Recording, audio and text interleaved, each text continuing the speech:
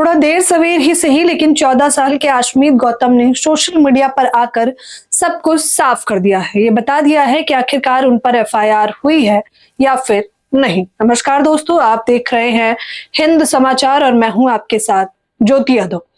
14 साल के आशमीत जो सोशल मीडिया पर वीडियो बनाते हैं, इंस्टाग्राम से लेकर फेसबुक और फेसबुक से लेकर यूट्यूब पर उनके लाखों करोड़ों चाहने वाले हैं। उन्हें मिनी ध्रुव राठी भी कहा जाता है। ध्रुव राठी खुद उन्हें फॉलो भी करते हैं। हाल फिलहाल में उनको लेकर एक खबर आई थी जिसमें कहा गया क्योंकि वो सत्ता पक्ष से सवाल करते हैं इसलिए उन पर एफआईआर दर्ज की गई है।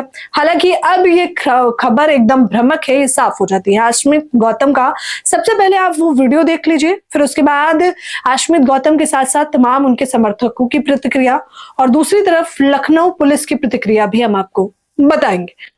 पूरे सोशल मीडिया पर कहा जा रहा है कि 14 साल के बच्चे से सरकार डर गई है, एफआईआर हो गई है और तुलना अभिनव अरोरा से की जा रही है। मेरी उम्र 14 साल है और मैंने एक वीडियो बनाई थी जो कि इतनी धारदार थी कि इंस्टाग्राम से कट छट कर एक्स पर कुछ गलत कारणों की वजह से बहुत ज़्यादा वायरल कर दी गई थी। गलत कारण तो मैंने एक बड़े क्रिएटर को उनके वकील के जरिए शेयर कर दिए हैं, शायद वो वीडियो बनाए तो पता चलेगा। वैसे इस पर तो मैं कुछ बोल भी नहीं सकता, आप इतना मान लो कि वो गलत कारण मोदी जी भी करते रहते हैं। तो इस वीडियो में आशमीत गौतम सीधे तौर पर कहते दिखाई दे रहे हैं कि कोई पुलिस प्रशासन उनसे नहीं डरा, लेकिन उनकी जो वीडियो थी उसे तोड़ मरोड़ के दिखाया गया और सोशल मीडिया पर अलग अलग तरीके से उसे वायरल किया गया, जिसका खामियाजा उन्हें थाने जाकर भुगतना पड़ा। हालांकि क्योंकि वो नाबालिग है इसलिए उन पर कोई भी एफआईआर दर्ज नहीं की गई है, लेकिन उनके भाई पर धारा 151 लगाई है। देख लीजिए स्क्रीन पर धारा 151 क्या होती है, पहले हम वो आपको बता देते हैं। दरअसल पुलिस प्रशासन के पास ये एक पावर होती है। सीआरपीएफ की धारा 151 पुलिस को ये इजाजत देती है कि बिना अरेस्ट वारंट के आपको अगर किसी व्यक्ति पर संदेह है, ये लगता है कि वो सामाजिक तौर पर हानिकारक है या फिर वो भविष्य में दंगा भड़का सकता है या फिर कोई भी ऐसी प्रतिक्रिया कर सकता है जिसके लिए समाज को हानि हो सकती है, तो आप बिना अरेस्ट वारंट का इंतजार किए आप उसकी गिरफ्तारी कर लीजिए और आप उससे पूछताछ करिए। कुछ यही हुआ आशमीत गौतम के साथ। हालांकि वो नाबालिग थे, लेकिन उनका वीडियो सोशल मीडिया पर वायरल होता है, जिस वीडियो को लेकर पुलिस प्रशासन की प्रतिक्रिया, फिर आशमीत गौतम की बात करेंगे। लखनऊ पुलिस लिखती है कि दिनांक 12/12/25 यानी कि 12 दिसंबर 2025 की ये घटना है, हालांकि 2026 में वायरल है।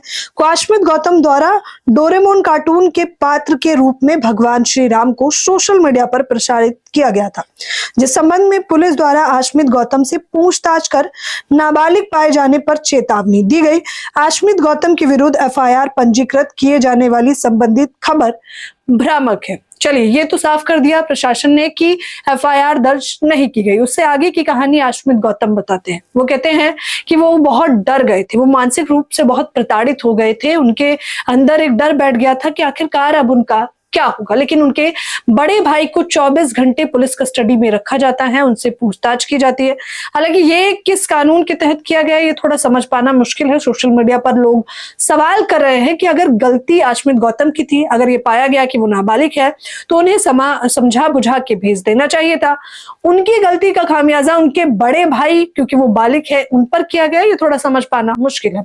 हालांकि धारा 151 के तहत आशमीत बताते हैं कि अब 6 महीने तक उनके बड़े भाई को मजिस्ट्रेट के सामने पेश होना पड़ेगा। धारा 151 के तहत उनके भाई लगातार 6 महीने तक जब मजिस्ट्रेट ऑफिस से, दफ्तर से उन्हें बुलाया जाएगा, उन्हें तब तक जाना पड़ेगा। अब ये मजिस्ट्रेट निर्धारित करेंगे कि आशमीत गौतम का अगर चरित्र ठीक है और उन्हें लगता है कि वो समाज के लिए खतरा नहीं है, तो उस मामले को वो वहीं रफा दफा कर सकते हैं। लेकिन अगर कोई आशंका पैदा होती है तो उन्हें भविष्य में आगे कहीं कोर्ट में या उन पर कुछ भी अन्य धाराएं लगाई जा सकती हैं। आशमीत कहते हैं कि वो डरे हुए थे, सहमे हुए थे, लेकिन गरिमत है कि उनके समर्थक और उनके चाहने वालों ने उनका हौसला बुलंद करके रखा। उन्होंने कहा कि सोशल मीडिया पर मैंने देखा कि कई सारे लोग मेरे समर्थन में हैं, इसको लेकर लोग अलग अलग तरीके से वीडियो बना रहे हैं। एफआईआर तो नहीं हुई है, लेकिन जिस प्रकार से मुझे परेशान किया गया है, मेरे बड़े भाई पर कार्रवाई की गई है, वो एक डर और भय पैदा कर रहा है। लेकिन वो साथ ही साथ ये भी कह देते हैं कि ये कोई नई बात नहीं,